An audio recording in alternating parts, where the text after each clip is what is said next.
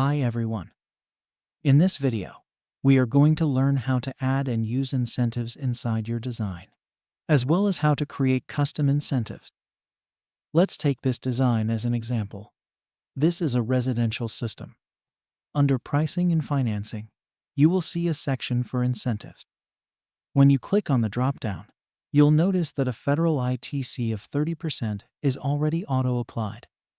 If you want to create a custom incentive that's different from 30%, you can always delete the existing one. You can perform two actions from this section. 1. Create custom incentives. 2. Select existing incentives. If you've already created some custom incentives, you can find them in the list. From this list, you can simply add an incentive. If the incentive you need is not present in the list, you can create it by clicking on Create Incentives. Here's how you can define a custom incentive. 1. Name the incentive. Choose what you want to call your incentive. 2. Select incentive type. You have 4 options for creating an incentive. Fixed cost incentive. Define a fixed dollar amount as an incentive. For example, you can set it at $15,000 and add it to the list.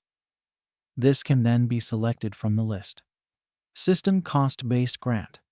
This incentive depends on the total cost of the system. You can specify a percentage of the system cost as the incentive and set a hard cap. For instance, if the system costs $80,000 and you want to offer 50%, but the maximum incentive is $30,000, the system will automatically apply the cap of $30,000. System production-based grant. This incentive is based on how much the system generates. You can define a dollar amount per kilowatt and set an escalation factor if the incentive increases by a percentage each year. You can also specify the duration of the incentive, such as whether it lasts for 5 years or 10 years.